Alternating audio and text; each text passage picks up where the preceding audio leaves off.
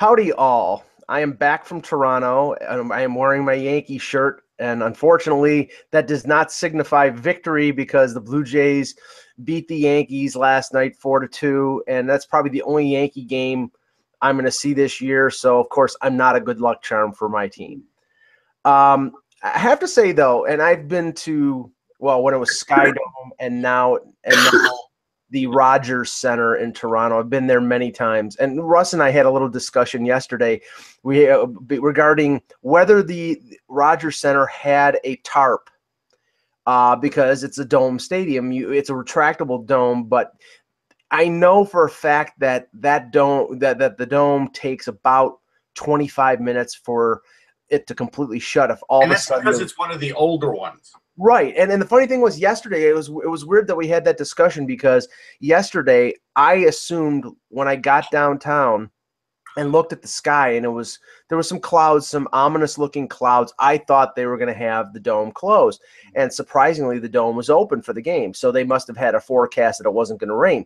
But they don't have a tarp. So if by some, if there's some mechanical failure with the dome, they're screwed. They probably have to cancel the game because. No, I think what they probably do is I don't think they would cancel. They must have the drying agent, and I guess they feel like just putting enough of that down does it. It's turf. I don't know. But you could suck up the water off the turf with the vacuum that cleans it. Yeah, yes. That would be a lengthy process, and yeah, I'm sure they have the drying agent for the dirt. For the infield. That's the only thing I was worried about was the infield. Yeah, because they have the full infield. It used to be just around the bases, but now they have the full infield. So without Tulowitzki, do the Blue Jays really have an infield? Oh, sorry. Anyhow. Yeah, it was good. It was good enough to beat the Yankees yesterday. And you know what? I enjoy all of your friends, all of Mike's friends that gave him a hard time on his Facebook page. Bravo. Oh yeah, well because great. One of them is a Blue Jays fan, and I question whether I'm friends with this guy. The other ones are Red Sox fans, and the thing is, I don't give it to them when the Yankees usually beat the Red Sox. But when it comes to Mike, be honest. No, I do not. I'm not one of those people. I do not rub it in. In 1978, you didn't rub it in. I didn't know them in 1978, okay. Russ. I didn't even do it in 2003. But of course, I got the comeuppance the next year that they beat me over the head with it. Yeah. I do have to say one thing though about the Rogers Center, and I normally once a year I get to go to Yankee Stadium, and I love a good ballpark hot dog, as you can tell, and. At Rogers Center, a ballpark hot dog is $6 Canadian, which probably is about $4.50 American. At Yankee Stadium, a kosher beef Hebrew National hot dog is between $9 and $11. It's really, you're paying for the experience. You're paying $35 parking instead of $15 in Toronto, but you're also, that disparity is ridiculous, don't you think, Anthony? It's New York overhead, especially, it doesn't shock me one bit. What actually surprised me is the fact that the hot dog in Toronto was cheaper than I expected it would be. Yeah. That's the part that actually surprised me. I expected that to be a little bit pricier. I'll tell you what makes me sick. What makes me sick is the last regular hot dog I ever ate, because of course I eat veggie dogs and I'll eat occasional, like a chicken hot dog. But the last pork hot dog I ever ate was a Philly's Frank, and that was disgusting. And it was a terrible last shot for me.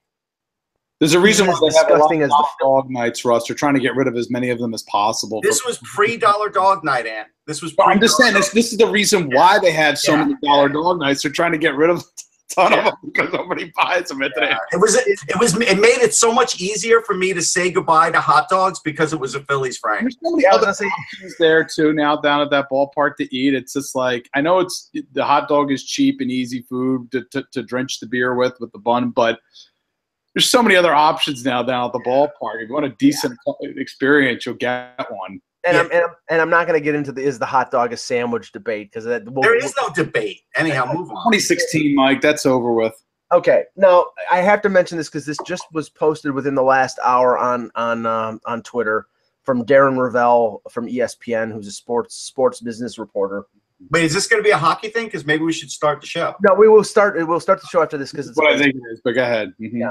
the New York Yankees, for the first time ever, will have names on the back of their jerseys. Every team in baseball, it's part of their. It's the whole. It's being called Players Weekend. They got like this. The jerseys almost look like softball jerseys, but like the old-fashioned '70s ones. Okay. And every team in Major League Baseball who's playing, I think, over the weekend will have these jerseys. They're all colorful. Yes. And like with the Phillies is like white with the red sleeves. It really does look like a softball jersey. And then the players can put their, whatever thing on the back, a la He Hate Me. Right.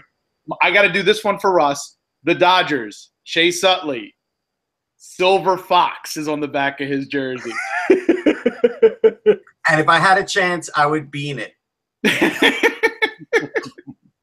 Hey, I'm going to be at Thursday's game. Aaron Judge has got All Rise on the back of his jersey. So Mike's going to are they wearing them Thursday? We'll buy that after the show. So wait a second. Wait, hold on.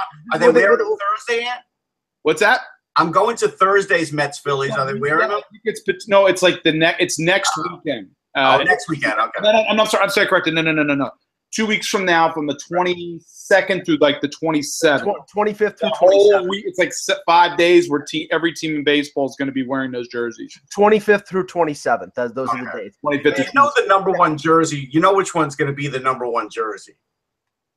Yeah. Thor will be the number one jersey. No. I think the number one jersey will be, if they can fit all the letters on it, it'll be Jose Bautista, because it'll be called Bat Flipping Jerk. That will be the number one jersey. Okay. He's gonna unfollow you, Mike. Has he followed you yet? No.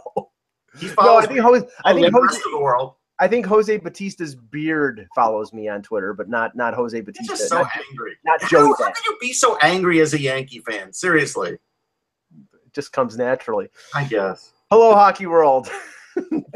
Today is Wednesday, August 9th, 2017. Hi, everybody. I'm Anthony Mangione, senior writer at Center Ice Philly Magazine. I'm Russ Cohen from Sportsology. And I'm Michael Agello, and this is the HockeyBuzzcast here on HockeyBuzz.com. Okay, start off with a little anniversary here, because I've always liked debating this subject, because it's always pointed to regarding the expansion of interest in the NHL, that the line of demarcation for that was the Wayne Gretzky trade. And today is the 29th anniversary of that deal, of him being sent to the LA Kings.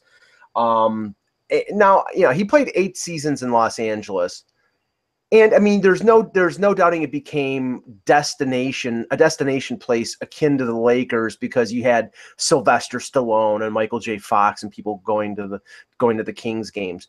But until they became a success again and won Stanley Cups, that dropped away after Gretzky left. I don't know about that. I always felt like, even when Gretzky was gone, that it had stayed a pretty loyal fan base. Mm-hmm. And people who live out there pretty much echo that.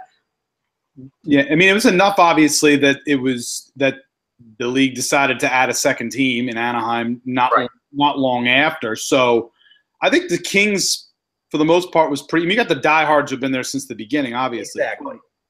I think Gretzky it's carried along. We've seen the effects of that with more and more young players who are, not telling me at the NHL level, but there's quite a few that have, certainly more than we've had in the past. Well, here's what I would say. I mean, look, no slight to Dave Taylor, Charlie Simmer, Marcel Dion, who were hell of great players, Rogie Vachon.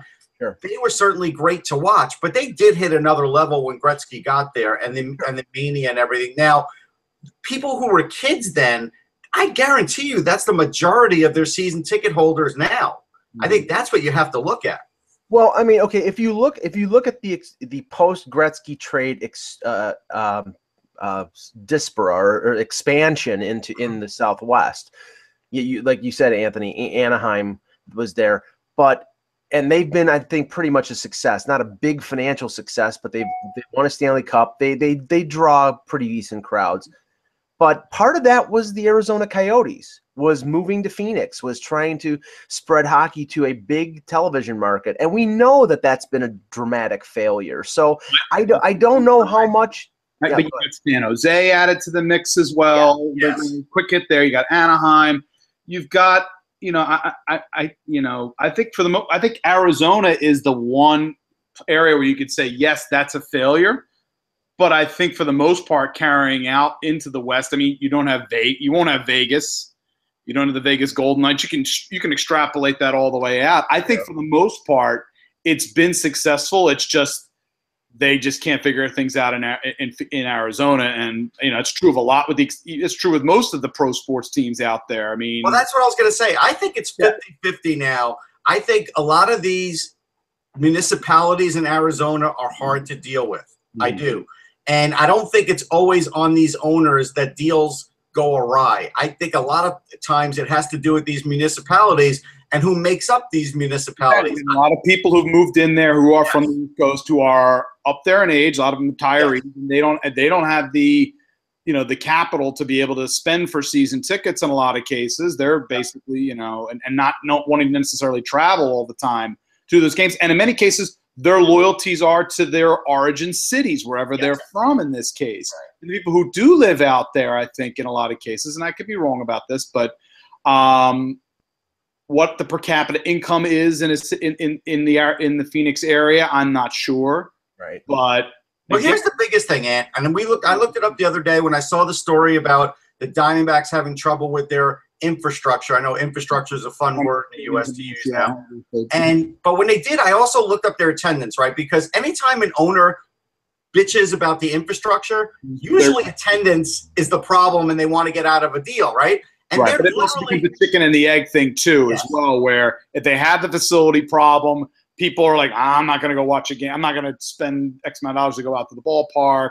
But, it could be either or in this case. But I hear what you're saying. Yeah, and so they're averaging 25,000 in a 48,000 seat arena stadium, and I can't believe it's all because of facilities.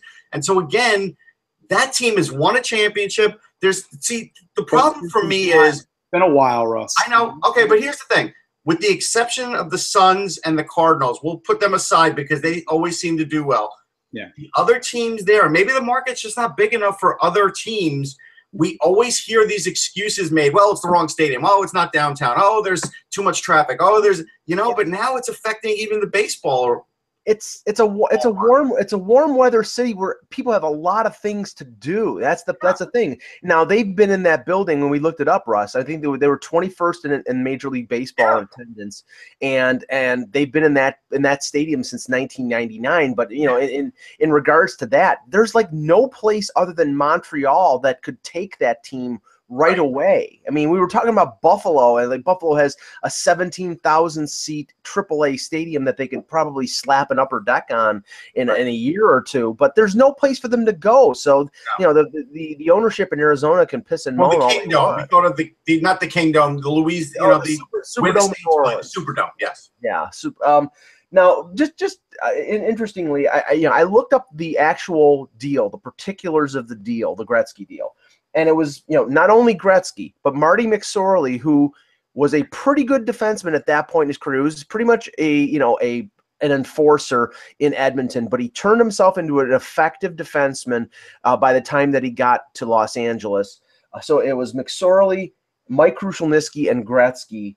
And this is what Edmonton got. And Edmonton won a Stanley Cup after this, but I think one of the reasons they fell off after that was, budgetary, obviously, but what they didn't do. And they had 3 first-round picks in this deal. They got $15 million, I believe it was. And that was the biggest thing. They needed cash. Cash. Pocklington really needed cash in that deal. Yeah. So it was 3 first-round picks, money, and then Jimmy Carson, who I believe was a second overall pick. And he scored a lot of goals. He did. Yeah. Yeah, and Martin Jelena. So, but of the 3 first-round picks, the only one who had any kind of career in the NHL was Martin Ruchinski. The other 2, Nick Stadihar and Jason Miller, they really didn't do anything. So, and so here's a good thing to remember. This is why when we always talk about players getting dealt for picks, I'm always in favor of it. But the problem is like when you make a deal like this and you get 3 picks like that, the odds are that really only 1 or 2 are going to turn out. It always looks great that day when you see, hey, we just got 4 picks for a player or 4 picks for 2 players. But again, you still have to play those odds with your scouting department. Right. You got to count on the fact that your scouts are doing their job in terms of getting the right guys that will fit what the needs are. That's the issue with the draft. It's all great to get picks, but all you're doing is trying to maximize your chance of having an NHL player or two out of that. And that's what you're hoping for. The chances are one of those guys won't be. So now I think the McSorley thing was probably addition by subtraction because Marty was hard to deal with. Yes. And I guarantee you they traded Marty along with Gretzky because Gretzky was probably the one who reined him in the locker room. And they probably said, take Marty too because they wanted someone who could also protect Gretzky on the other as well to save space. Marty, back in those days, McSorley was borderline crazy. Yes, exactly. They needed that cement. They needed a Semenko in the circumstance, and that's what Marty basically was at that point. And I always I remember Marty's shot. He had a pretty decent slap shot, but again, down in the physicality department, he was and he used an illegal stick too. And I always what's the point? What's the point there? So did Lanny McDonald. And I always enjoy the video of Wendell Clark feeding. Actually, I'm going to tell you a funny, quickie Lanny McDonald story. Just a quickie. Okay. So at one of the charity hockey games, the one in L.A. in like 2003, I see Lanny McDonald there curving his stick, right? And I said, Lanny, are you not worried about this being illegal? And he goes, when's it curved too much? And, and I guarantee you in his playing days, he did that too. He was just doing what he always did. He got out at just the right time, I think. He got out of the game right. If that Calgary run happened against Montreal and a couple of years later in '93, he'd have gotten caught for that stick. Yep. Okay. It's some interesting news related to hockey broadcasting, and it's funny because we touched on the NHL sort of widening the spectrum in terms of their broadcast sort of net, and yesterday. Disney bought a majority share of MLB of BAM. Yeah. And it was a multi-billion-dollar deal. And the trickle-down effect of this apparently will be that NHL games starting in 2018 will appear on ESPN3, which is the app version of ESPN. Now they're going to apparently funnel a lot of content into this, sort of taking the model of Netflix and other things that, because now, I think Netflix and Amazon Prime and a lot of these and Hulu, I think people watch that now as much as they watch broadcast. I can tell you myself, in my own experience, we just canceled our regular television service. I don't, other than sports, I don't pretty much watch much else on TV. Right. And they're going to throw you back one day, Ant, because you know what? Now with Disney pulling out and getting their own streaming, getting their streaming service, you can get that through like other services, and you can connect it to. Yeah, you're going to add it up, and it may not be as big a savings in the future if more companies pull out. But at least for now, in terms of the experience I have as a parent and everything else, we don't watch television. We had a $140 bill from DirecTV, and we don't watch television much at all. Yeah, we cut the cord. We did exactly that. So for me, this is kind of the direction that they're going. But they're still going to get you in terms of like cable, cable internet. Like if for your Wi-Fi, I mean, like at least in my area, we don't have like FiOS or anything of that. So I have to go back to cable and for internet and Wi-Fi, and from that you can get all these services. But Russ is right. I mean, once they got you, once they know that everybody's going to them, then they have a monopoly. They can start to boost the price. Right now Netflix is like, again, you're at their mercy. Yeah. We don't know how good Disney streaming service is going to be. Right. Each service is different. There's no standardization. But here's the other thing I'm worried about with the ESPN.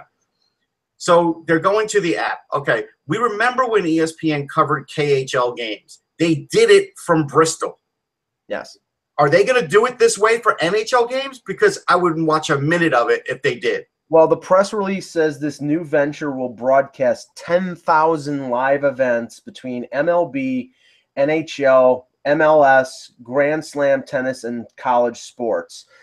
Obviously, if they're doing that, you're not going to be having broadcast crews traveling all over the world with the cost. Or they use a local, or the other possibility is they use a local feed. Right. And then so that means like the local Anaheim. Well, the thing is, if they're on, say, a Fox Sports type of broadcast, like if it's Fox Sports Southwest and they're broadcasting the Arizona Coyotes, they're not going to be able to tap into a local broadcast because.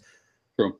Right. So I mean, there's a conflict. You know where they're going to have a problem? Here's where they're going to have a problem. No way Mr. Dolan is going to let that fly in MSG. Like, he's already let that go on the regular, NHL package, which is fine, right? There's only so much. He wants some exclusivity because he's a cable guy, and that's where there's going to be a problem. And unfortunately, MSG, they not only have the New York market, they also have the Buffalo market. They have 3 or 4 different markets, and if they really wanted to, they could have everything out in Cleveland and Columbus, and so like it just kind of wonder where the line of demarcation is going to be with who's broadcasting, and that to me is a big deal when I'm watching a game. And clearly they're not going to try that KHL experiment again, where they're going to be in studio. But I can't put it past them. We can't say until we know that it's not going to be that way. But the paradigm has shifted. I mean, the news that came out yesterday about David Letterman coming out of retirement to work for Netflix. Now, apparently it's a show. It's going to be like 6 one-hour shows where he's doing it sort of like a Jerry Seinfeld, that Cars coffee show that he had. Yeah. It's like a one-on-one interview for an hour. I don't know how successful it is. I mean, it gives Netflix some credibility in terms of having a big name like Letterman on there. I don't know how long he's going to want to do it, or how much money they're paying him, but still it shows that there is an audience now away from cable and going towards things like Netflix. So I think that ESPN has an opportunity here to draw a lot of viewers, and I think it's not a bad thing for the NHL, like I said, to get on multiple get on ESPN, get on maybe TBS, stay on NBC, spread the wealth in a sense. It depends. It depends how they show it. I'm gonna really watch it closely. But I will say this about the Letterman show, like that Seinfeld show. I think it's okay, but I've never watched more than a couple episodes. Really, the only episode that I saw a preview that really grabbed me was when Seinfeld went to have lunch with Mel Brooks and Carl Reiner, and it's only because Mel Brooks and Carl Reiner eat lunch once a week together, and they go to a certain deli, and they don't even go. They call the deli, and they bring the food to them. Both these guys are in their 90s, and I would eat a Jewish deli lunch with them too, just for the banter. And I would pay for the Jewish deli lunch to sit with them. That would be phenomenal. Yeah, and so like that part I got, but the rest, it's going to be hard. And look, I think the world of David Letterman. I mean, I remember him from the very beginning. I didn't watch his show all the way through. I never watch anybody's show all the way through because I'm not a late night guy. But I will watch Letterman's show because I do think he's a different bird. It's funny because, like, Seinfeld was great for the moment, and he lasted a little beyond that. I don't think he is what he used to be. Not that he's not funny, but I just don't think he's like must see. But there's something about Letterman, the way he views the world, that is pretty unique. And so I think I would give Letterman a shot. I hope he keeps the beard because I've always wanted to know what it was like for the Unabomber to add to interview somebody. Okay, now this is trivial, but I had to, when I you saw want to complain about it, so go ahead, bring it on. When I saw it, I had to mention it. The Verizon Center in Washington, the building that the Washington Capitals play in, and I think it's been called the Verizon Center. It used to be the MCI Center, then they changed it to Verizon Center, and now the announcement was made yesterday that it is being changed to the Capital One Center. How perfect, the Washington Capitals Capital One Center. And everybody's going to call Caps. Everybody's going to call Cap Center. Yeah, the Caps. Now, Anthony, this is the thing. Because I write. By the way, one other thing before you answer the question. Yeah. I always found it hysterical. The beat writers, they always go into Verizon Center, always complained about the cell service. Yes.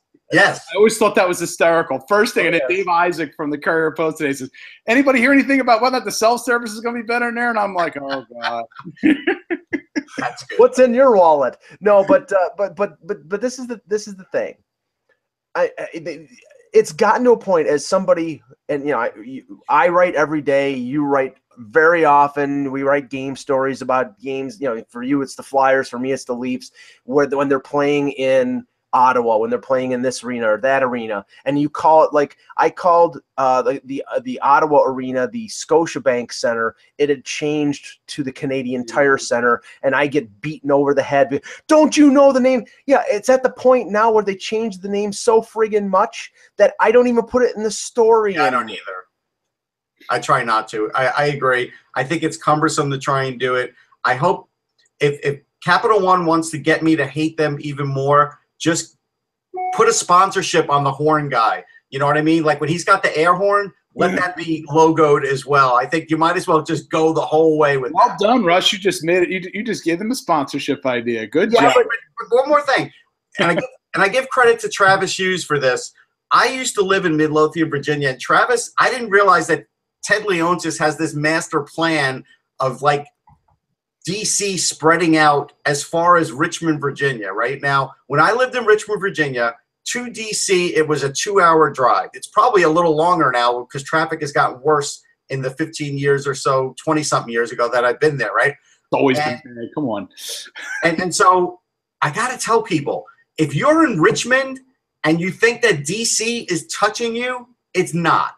It's never going to. I don't care if there's a train that only takes an hour to do it because it's going ridiculously fast. The two will never meet. Now, Northern Virginia, yes, you could definitely go out to Arlington and places like that. But once you hit beyond an hour's drive, even if you have a supersonic train, it's a terrible thought. I think Ted needs to rethink this. All I can say is that if Capital One wants to keep me on their side, they need to send Jennifer Garner to have lunch with me and sweet talk me, and then I'll be okay. You know what they'll do, Mike? They'll send her father instead. Oh, great, wonderful. No, thanks. More your speed, Michael. Now, and you two can kibitz about Jennifer. It'd be great. Wonderful. Maybe I can be his future son-in-law. Yeah. Okay, now this is the thing. Because after reading this, and Buffalo, their arena after the odd was knocked down, they've been in the arena since 1999. That arena has had 4 names in 18 years. 4 names: Marine Midland Arena, HSBC Arena, which everybody called Hot Sauce and Blue Cheese Arena, which was perfect for Buffalo. Mm-hmm. The First Niagara Center, and now the KeyBank Center. So this is if you want to, if there's a failed bank out there, it's going to get named. You can start Philly. Originally, it was Core States Center. It was Core States Center. Then it was, what was in between that, Russ? FU Center, First Union. The First Union Center. That was my favorite. Wells Fargo Center. No, I'm sorry. We had Wachovia Center. Wachovia. Followed by Wells Fargo Center. Now, this is the funniest, and then we'll move on from this. In Canada, there is no originality when it comes to arena names, or nicknames. But go ahead. Or nicknames. Well, stop it. Hey, Augie. We mentioned the Rogers Center. That's a baseball stadium, but the Rogers Center, it used to be Skydome. Rogers Center in Toronto. In Vancouver, the newest arena is Rogers Arena. The brand new arena in Edmonton is Rogers Place. Yeah. In Winnipeg, it's the Bell MTS Center, or excuse me, Bell MTS Place. Yeah. And of course, in Montreal, we have the Bell Center. Yeah. So, come on. I know it's getting a little monotonous. Before we go to our next hockey, it's a little loony. That's a good one.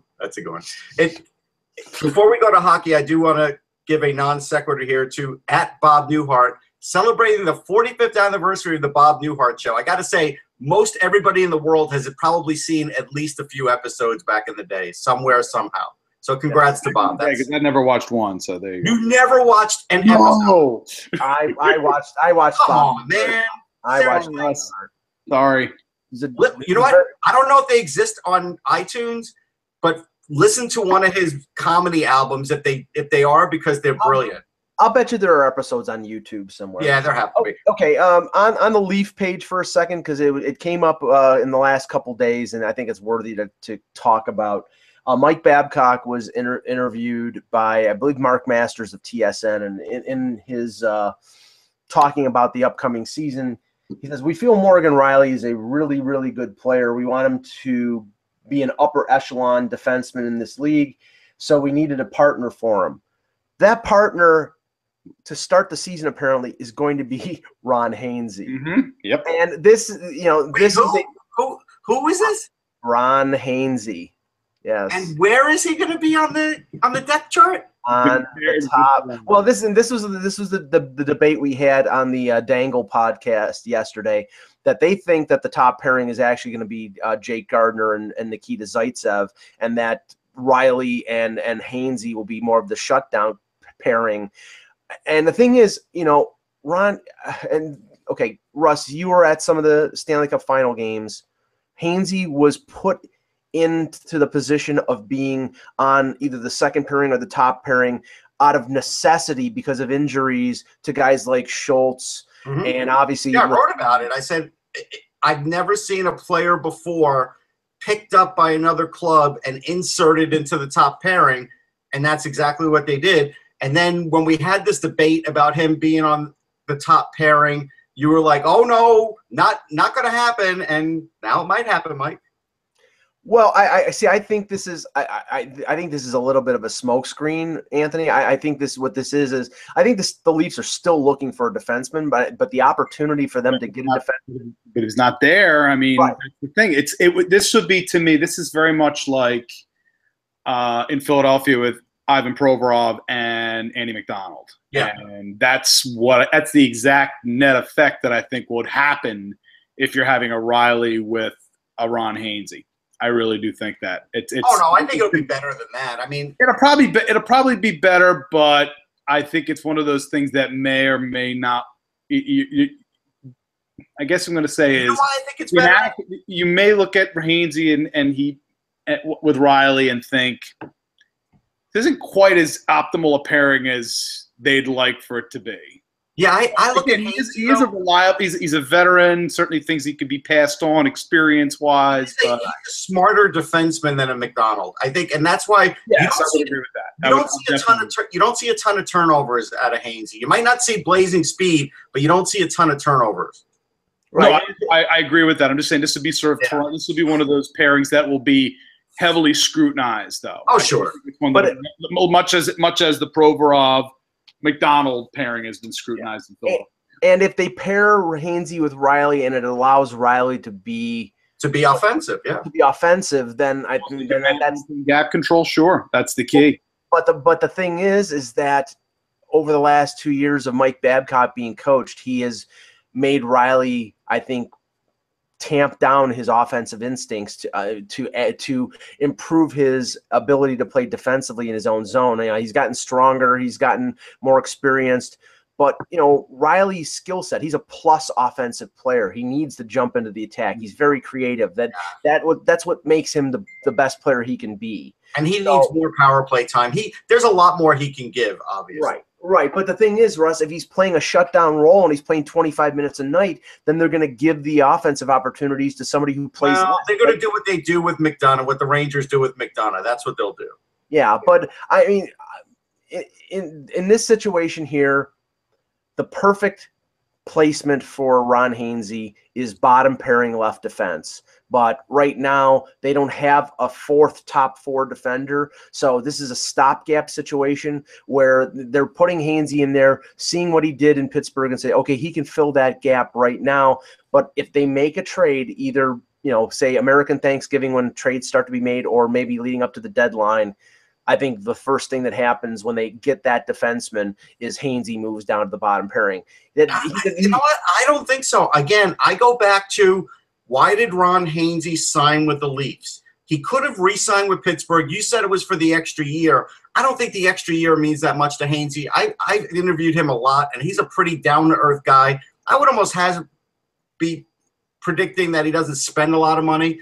I think he was guaranteed a certain amount of playing time in a top four spot.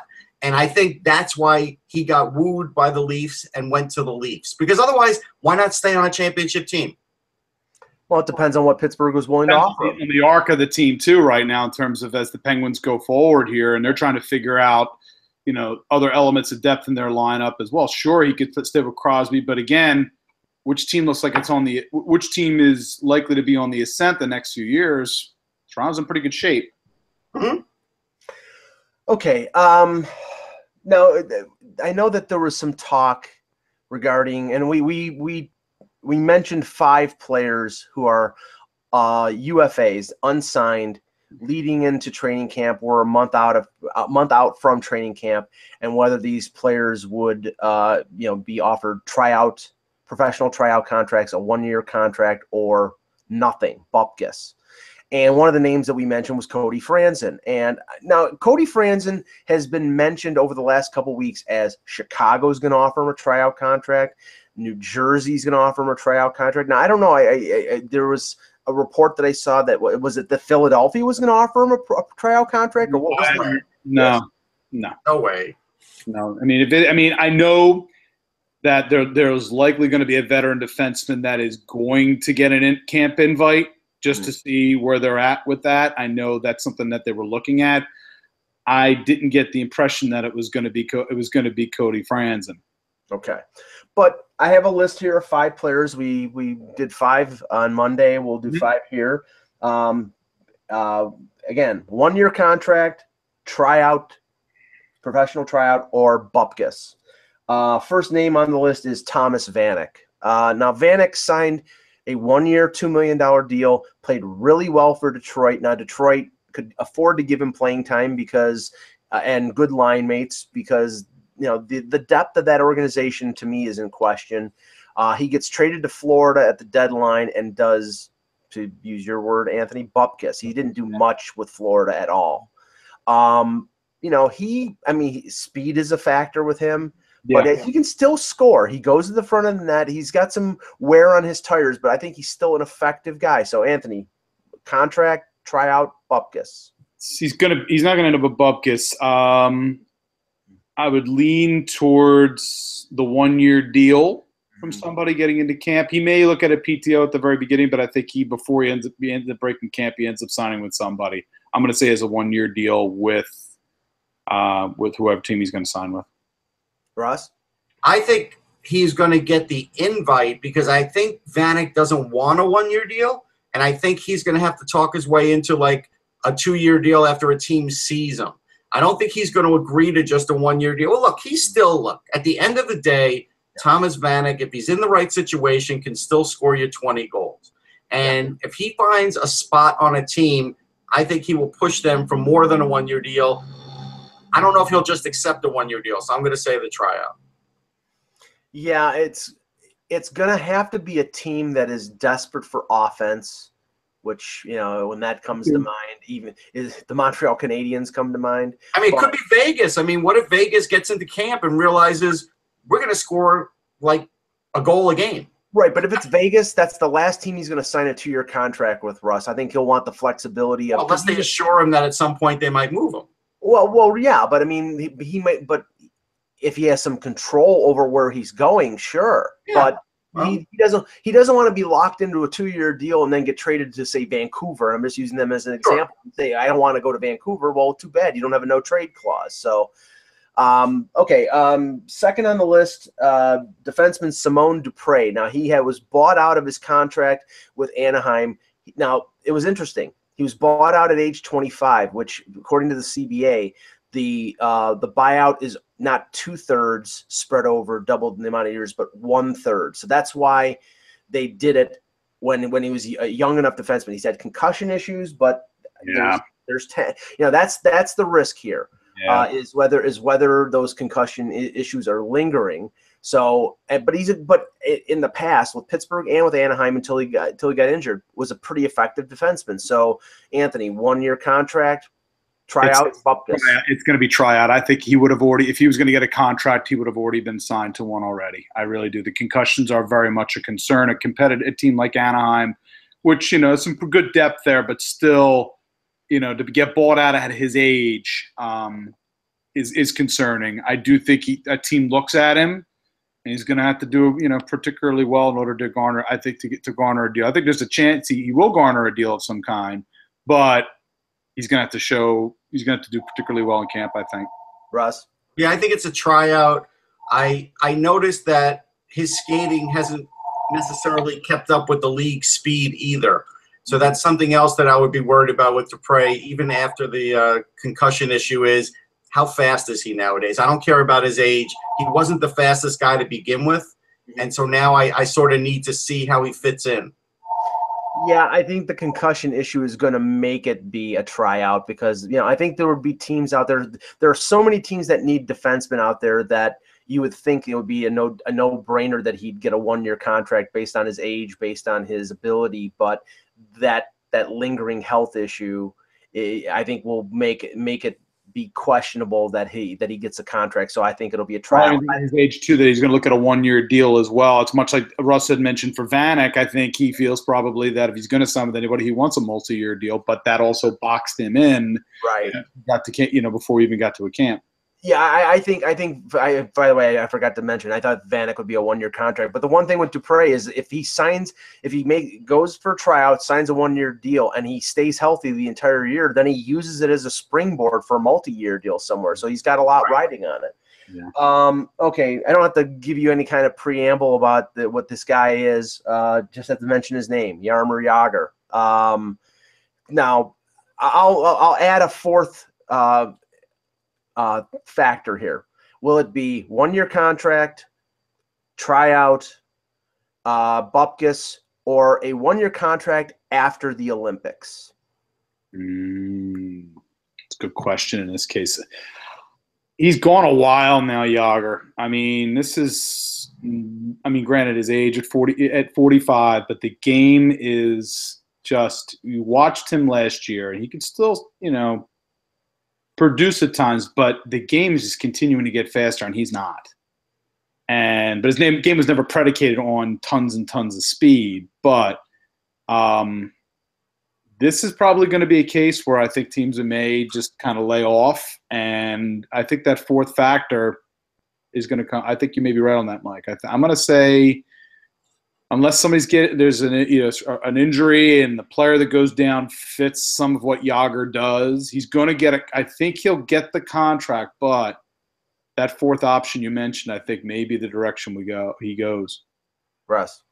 Yeah, I felt all along it's going to be after the Olympics. It's all well and good that he's on Twitter showing off his guns, and he is in great shape, but speed is more important than if he's in great shape now. If he was in lesser shape but they knew he was faster, he'd be signed already. Yeah, if it's a 1-year deal, I keep going back to it. It's got to be Vegas, but I think they would have already signed him by now if it was Vegas. They would. Yeah, I agree with that. Yeah. So I think there's a possibility of the 1-year deal after the Olympics, but I'm starting to think it's going to be bupkis.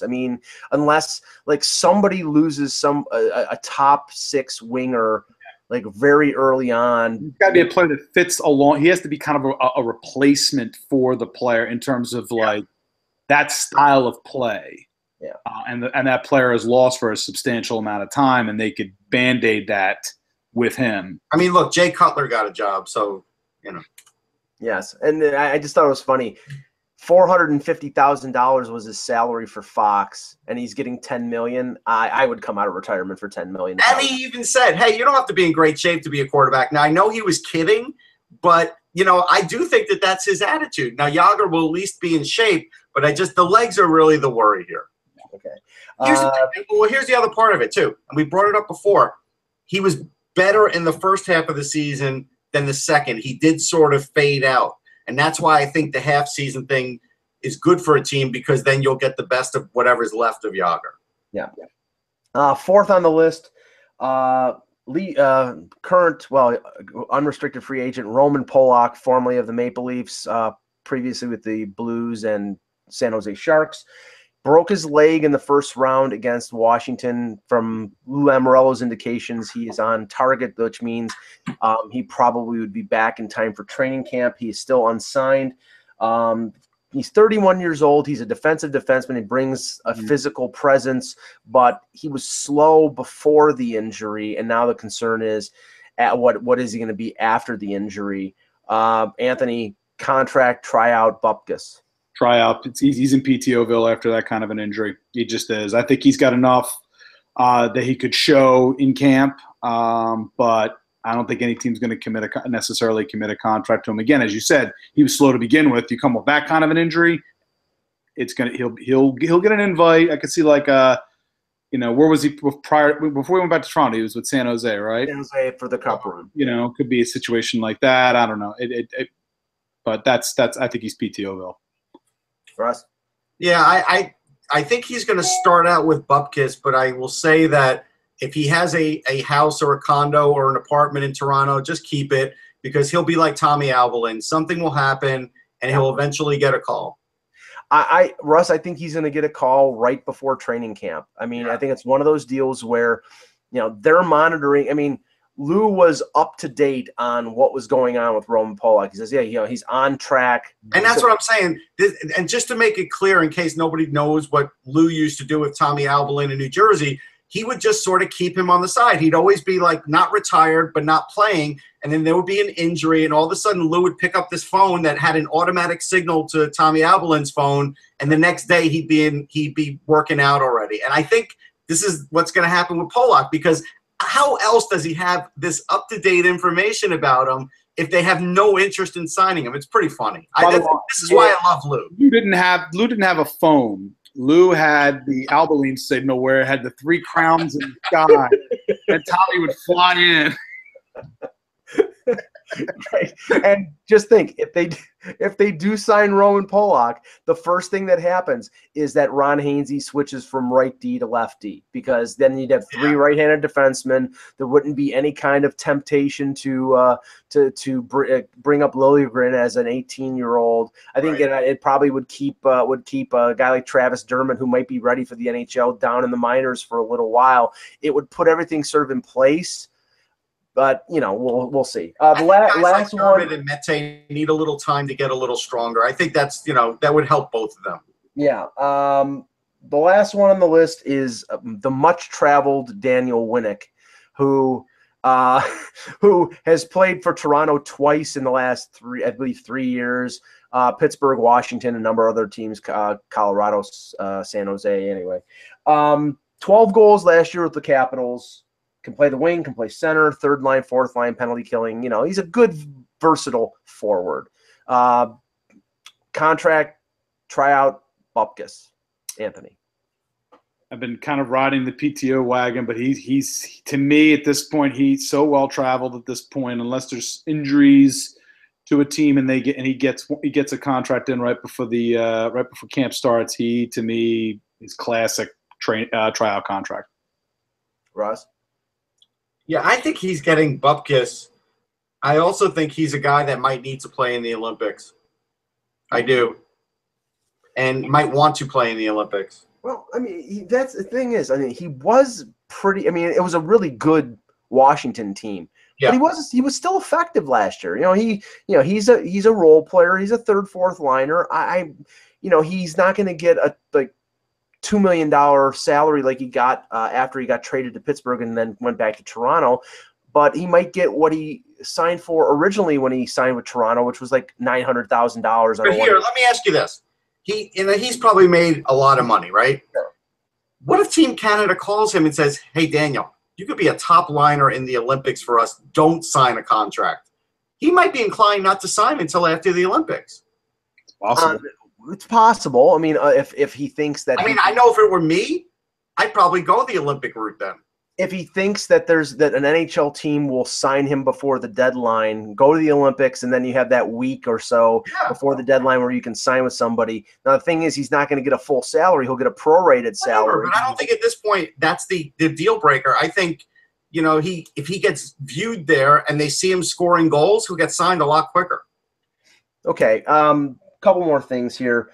Sean McIndoe, or also known as Down Goes Brown on Twitter. Yeah, I was going to say the name I wasn't even familiar with until you said that. Yeah, he wrote an article for Sportsnet, listing 5 teams that he thinks could be this year's Colorado Avalanche, meaning a team that falls off a cliff.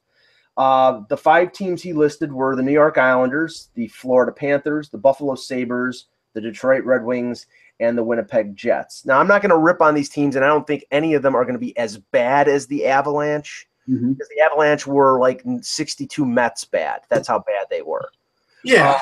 But of those 5, which one do you think has the best chance of being 30th overall, Anthony? Give me the list one. Islanders, Florida, Buffalo, Detroit, Winnipeg. I'll give you mine first, okay? Yeah, you go first. I think it's the Detroit Red Wings. Their goaltending is questionable.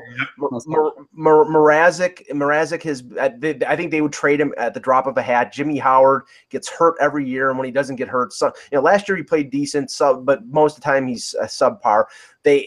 They added Trevor Daley, who's I think on his last legs, and their defense is, Danny DeKeyser is a pretty decent defenseman, and Mike Green is on the last year of a contract, so I think they're going to end up moving. No, I was leaning in that. I was kind of thinking about the other squads, and again, I can make cases for any one of those teams. The Islanders was probably the other one I was potentially looking at, but I don't know if they're going to be that. Again, the Tavares situation kind of hovers over their head every second here, and then the goaltending is where it's at. Yeah, Detroit, they just seem like a team that's teetering on the brink, and I could see them potentially falling apart. Their goaltending situation certainly is unsettled. They could be open for business in terms of trying to trade players off at the deadline if they really kind of fall off here in this case.